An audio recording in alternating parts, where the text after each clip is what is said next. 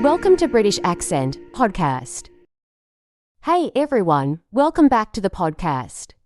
Today, we're tackling a common struggle: how to practice English every day, even when life gets super busy. Yeah, I think this is something a lot of learners deal with. They want to improve, but between work, school, and other responsibilities, they just can't find the time. Exactly, but the good news is, you don't need hours of study every day to make progress. Even small, consistent practice can add up over time. Right. And today, we're going to share some realistic, time-saving strategies to fit English practice into your daily routine, no matter how packed your schedule is. Let's start with something super simple: switching your phone and social media settings to English. Yes, that's such an easy way to surround yourself with English without setting aside extra time. You're already using your phone every day, so why not make it a learning tool? Exactly, you start seeing words and phrases repeatedly, and over time, they become second nature. Another great trick is to narrate what you're doing in English. It sounds silly, but if you're making coffee, just say, "I'm pouring the water," or "I'm stirring the coffee." You're practicing without even thinking about it. I love that. It's like giving your brain a little English workout while doing everyday tasks. And speaking of workouts, if you're exercising, cooking, or commuting, you can listen to an English podcast or audiobook. Exactly, you don't have to sit down with a textbook for an hour. Just listening while you do other things helps train your ear and improve your vocabulary. And if you want to practice speaking but don't have anyone to talk to, you can use voice notes. Just record yourself talking about your day, then listen back to see how you sound. That's such a good idea. It helps you get comfortable expressing yourself in English, and over time, you'll notice your pronunciation and fluency improving. Another thing, texting in English. If you chat with friends or even just write notes for yourself in English, it helps reinforce the language in a natural way. Absolutely. Writing even 1 or 2 sentences every day builds your confidence and keeps your brain in English mode. And let's not forget about social media. If you're scrolling anyway, why not follow English-speaking accounts? You'll see new words and phrases daily without even trying. That's such an easy hack. You can follow English learning pages, news sites, or even influencers who speak English.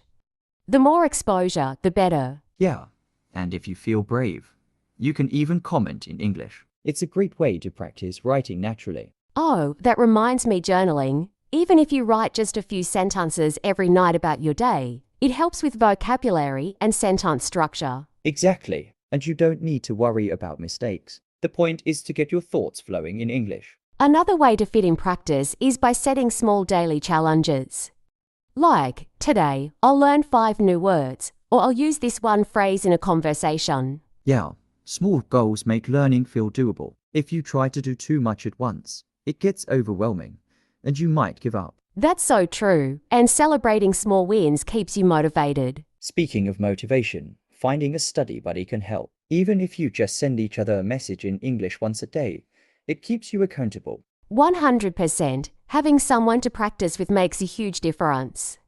You don't even need to be at the same level, just supporting each other helps. Exactly. And if you can't find a study partner, you can always join an online community or language exchange group. So many great options. The key takeaway: even if you're super busy, small daily habits can keep your English improving. And the best part, you don't need to set aside hours for it. Even just 5 or 10 minutes a day adds up over time. Right, people think they need to study for hours to improve. But actually, consistency is more important. Exactly. It's like going to the gym. Working out for 10 minutes every day is better than doing 2 hours once a month. That's such a good comparison. The brain works the same way. Repetition and regular practice make things stick. And if you're having fun with it, it doesn't even feel like studying. Like watching your favorite TV show in English, even with subtitles, is still great practice. Yes, and if you're watching YouTube, you can slow down the speed to understand better. Or turn on captions to see how words are pronounced. Oh, and another tip: talk to yourself in English. I know it sounds weird, but even thinking in English helps. So true. When you start describing things in English in your head, it becomes more natural to express yourself when you actually need to speak. And if you want to take it a step further, try answering questions out loud, like, "How was my day?" Or, "What's my plan for tomorrow?" That's a great exercise. It helps you get used to forming sentences without overthinking. The goal is to make English part of your daily life, so it becomes second nature. The more you integrate it into your routine, the easier it gets. And the less you stress about making mistakes, the more confident you'll feel. The important thing is to keep going. And confidence grows with practice. The more you use English, the less you'll worry about making mistakes. Yeah, because mistakes are actually a good thing. They show you're learning and pushing yourself. Exactly. No one speaks perfectly all the time, even native speakers. It's all about communicating and improving step by step. And honestly, people appreciate when you make an effort. No one expects you to be perfect. They just want to understand you. Right. That's why speaking, even when you are not sure if it's 100% correct, is way better than staying silent. And with all these small habits, listening, watching, writing, talking to yourself, you're always getting better. Yeah, and it all adds up. Even if you don't notice the progress day to day, after a few months, you'll see a huge improvement. That's why the most important thing is to just keep going. No matter how busy you are, there's always a way to practice. And if you ever feel stuck, switch things up. Try a new method, find a new challenge, but don't stop. Because the only way to get better at English is to keep using it. Exactly. And that's why it's important to keep things interesting. If one method starts feeling boring, try something new. Yeah, like if you're tired of textbooks, maybe switch to podcasts, audiobooks, or even social media in English. Or if you usually watch movies, try reading something simple like short stories or news articles just to challenge your brain in a different way. And don't forget speaking. Even if you don't have someone to talk to, you can practice by recording yourself. It helps so much with pronunciation and confidence. That's a great point. And listening to yourself later makes you more aware of how you sound and what you can improve. Exactly. And even small improvements, like pronouncing words more clearly or speaking a little faster, make a huge difference over time. Yeah, and the best part, the more you do these things, the more natural English will feel in your daily life. That's the goal, right? To make English something you use every day, not just something you study. Totally. When you stop seeing English as a subject and start seeing it as a tool, learning becomes so much easier. And that's when real progress happens.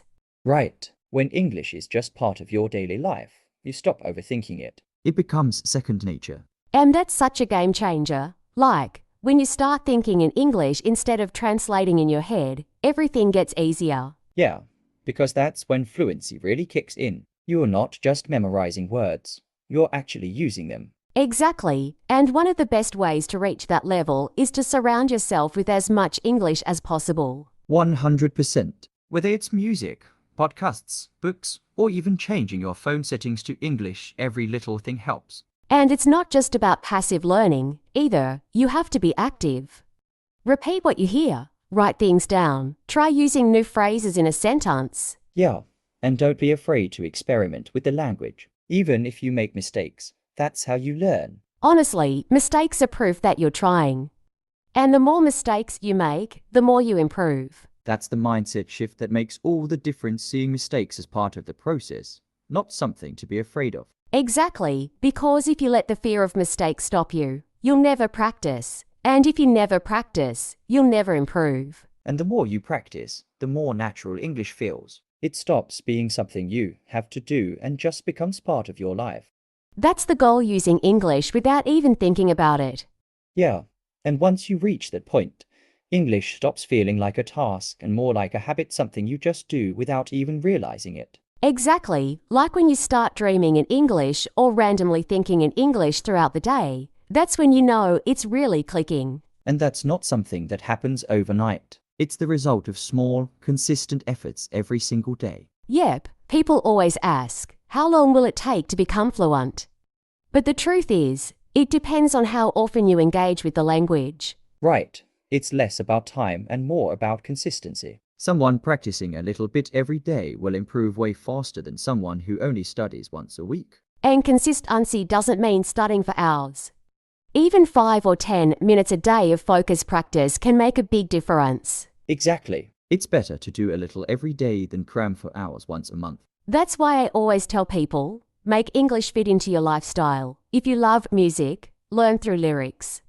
If you love movies, use subtitles, make it fun. And variety is key too. If you only use one method, like just watching videos, you might improve your listening, but struggle with speaking or writing. So true. That's why switching things up is so important. Reading, listening, speaking, even writing a little. It all connects. Yeah, because English isn't just one skill, it's a mix of a lot of different things working together. And the more you expose yourself to different aspects of the language, the more confident and natural you'll become. Confidence is a huge part of it. A lot of people actually know more English than they think, they're just afraid to use it. Right. People underestimate how much they actually know because they focus too much on their mistakes instead of how much they've already improved. And that's why mindset matters. If you believe you're improving and keep pushing yourself, you will improve. Exactly. The way you think about learning makes a huge difference in how fast you progress. Absolutely. Because when you believe in your progress, you'll push yourself to keep going, even on tough days. Yeah, it's all about maintaining that positive mindset. The more you focus on your growth, the more motivated you stay. That's true. And celebrating even the small wins like remembering a new word or getting through a conversation helps keep the momentum going. Exactly. It's easy to get discouraged when you're not fluent yet, but those small victories add up over time. Definitely. And that's why it's important to be patient with yourself. Learning a language isn't a race, it's a marathon. Yes, and a marathon is much more enjoyable when you make it fun. That's when you're really going to see the best results. When you enjoy the process, it doesn't feel like work anymore. It's more like a rewarding experience every day. That's when English learning becomes a part of your life, not something you're forcing yourself to do. Exactly. It's all about creating habits that integrate English into your daily routine, so it doesn't feel like extra work at all. And when English becomes just another part of your day-to-day life, that's when fluency truly starts to feel natural. So, to sum it all up, make English a regular part of your life, keep it fun, stay consistent, and most importantly, be patient with yourself. Exactly. Keep practicing, celebrate the little wins, and enjoy the journey. It'll all pay off in the end. Thanks for joining us today. We hope you found these tips helpful. Keep learning, keep improving, and we'll catch you next time. See you next time. Bye. Bye.